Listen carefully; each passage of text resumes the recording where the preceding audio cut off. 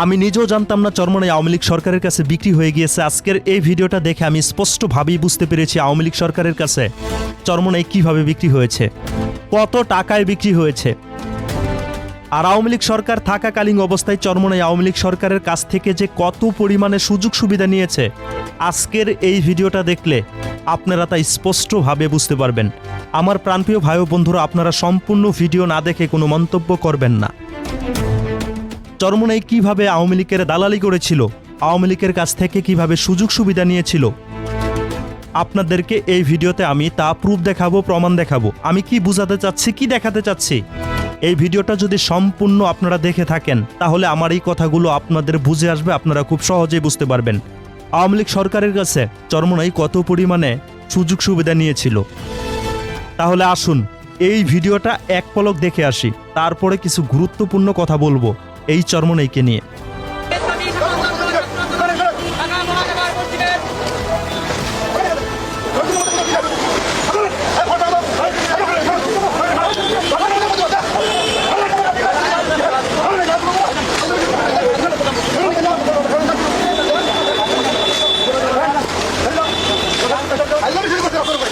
আমার প্রাণপ্রিয় ভাই বন্ধুরা, আপনারা হয়তো এই ভিডিওটাকে সম্পূর্ণ দেখেছেন। এই ভিডিওর দৃশ্যটাকে দেখে হয়তো আপনারা স্পষ্টভাবেই বুঝতে পেরেছেন আওয়ামী লীগ সরকার থাকাকালীন অবস্থায় চরমনাই কত পরিমাণে সুযোগ সুবিধা নিয়েছিল।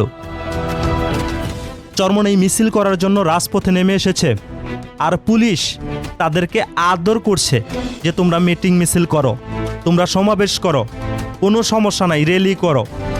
এমনটাই কি ভিডিওর মধ্যে দেখতে পেয়েছেন? নাকি পুলিশ এসে সরাসরি চরমনাইয়ের অনুসারীদেরকে সেখান থেকে দূর করে তাড়িয়ে দিচ্ছে? এই সমস্ত ঘটনাগুলোকে দেখার পরেও যারা বলবেন আওয়ামী লীগ সরকার থাকাকালীন অবস্থায় চরমনাই তাদের কাছ থেকে সুযোগ সুবিধা নিয়েছে, আমি বলবো আপনার মস্তিষ্ক নষ্ট হয়ে গিয়েছে। আপনার মস্তিষ্কের ভিতরে টিকটিকি পায়খানা করেছে, আপনার মস্তিষ্কের ভিতরে টিকটিকির পটি আছে।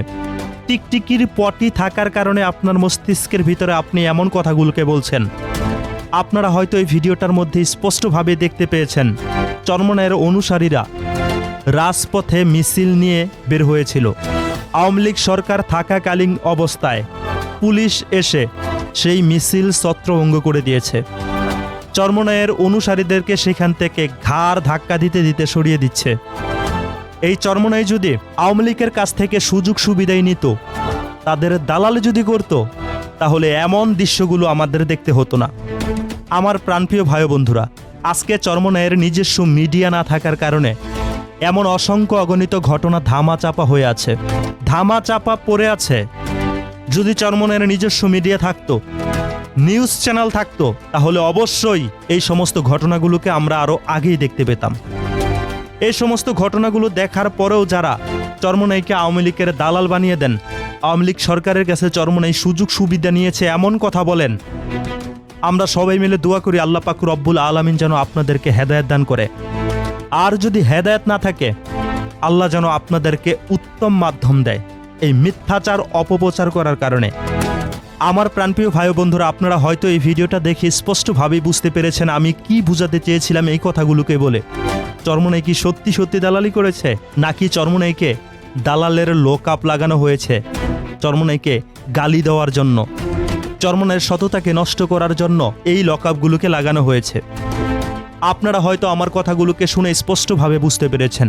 এবার আপনাদের মন্তব্য আপনারা কমেন্টে লিখে জানিয়ে দেবেন চরমনাই আওয়ামী লীগ সরকারের কাছে কি পরিমাণে সুযোগ সুবিধা পেয়েছে।